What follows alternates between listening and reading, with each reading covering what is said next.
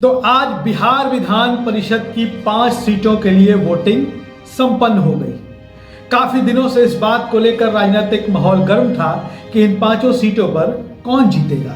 हम आपको बता दें कि बिहार में 5 विधान परिषद की सीटों के लिए लंबे अरसे से चुनाव प्रचार चल रहा था और आज वोटिंग के साथ ही चुनावी प्रक्रिया लगभग समाप्त हो गई। अब काउंटिंग शेष है, मतगणना होनी है। मतगणना 5 अप्रैल को होगी।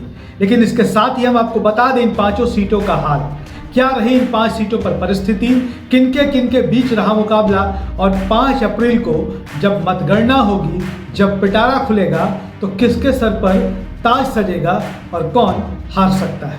सबसे पहले तो हम आपको बता दें कि जिन 5 सीटों पर चुनाव हो रहे थे उनमें 4 सीटों पर आम चुनाव थे, जबकि 1 सीट पर उपचुनाव हो रहे थे। हम आपको बता दें कि गया स्नातक निर्वाचन क्षेत्र, गया शिक्षक निर्वाचन क्षेत्र, सारण स्नातक निर्वाचन क्षेत्र और कोसी शिक्षक निर्वाचन क्षेत्र में आम चुनाव हो रहे थे, जबकि सारण शिक्षक निर्वाचन क्षेत्र में विधान परिषद के लिए उपचुनाव हुआ है।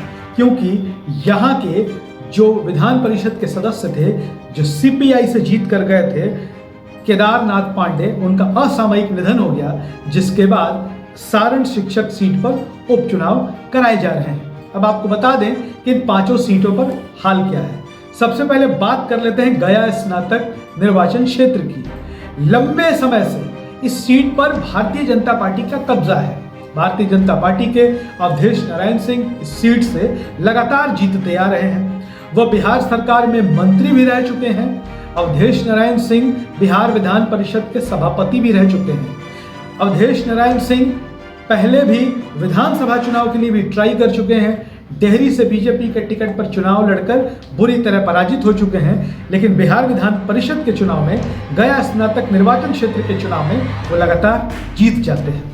इस बार उनका मुकाबला आरजेडी के डॉक्टर पुनीत कुमार सिंह से है। डॉक्टर पुनीत कुमार सिंह भी बिहार की राजनीति में एक जाना माना नाम है। वो बिहार प्रदेश आरजेडी अध्यक्ष जगदानंद सिंह के पुत्र हैं और पुनीत कुमार सिंह जाने माने चिकित्सक भी हैं। इसके साथ ही आपको बता दें डॉक्टर पुनीत सिंह पिछली बार भी इस सीट से अवधेश नारायण सिंह के प्रतिद्वंदी थे, लेकिन उनको हार का सामना करना पड़ा था। इसके बाद आपको बता देते हैं गया शिक्षक निर्वाचन क्षेत्र की। तो गया शिक्षक निर्वाचन क्षेत्र से जेडीयू के संजीव श्याम सिंह और बीजेपी के जीवन कुमार के बीच सीधी लड़ाई है। संजीव श्याम सिंह पिछली बार इस सीट से निर्वाचित हुए थे। संजीव श्याम सिंह पहले आरएलएसपी यानी उपेंद्र कुशवाहा की पार्टी के विधान पार्षद हुआ करते थे। बाद के दिनों में वो नीतीश कुमार के साथ जनता दल यूनाइटेड में चले गए। उनकी लड़ाई बीजेपी के जीवन कुमार से है। अब बात कर लेते हैं सारण स्नातक निर्वाचन क्षेत्र की। जनता दल यूनाइटेड के निवर्तमान एमएलसी वीरेंद्र नारायण यादव और पूर्व मंत्री डॉक्टर महाचंद्र प्रसाद सिंह के बीच इस सीट पर सीधी टक्कर है। डॉक्टर महाचंद्र प्रसाद सिंह इस सीट से यानी कि सारण स्नातक निर्वाचन क्षेत्र से कई बार एमएलसी रह चुके हैं। बात कर ले कोसी शिक्षक निर्वाचन क्षेत्र की, तो यहाँ से जेडीयू के संजीव कुमार सिंह और बीजेपी के रंजन कुमार में सीधी टक्कर है।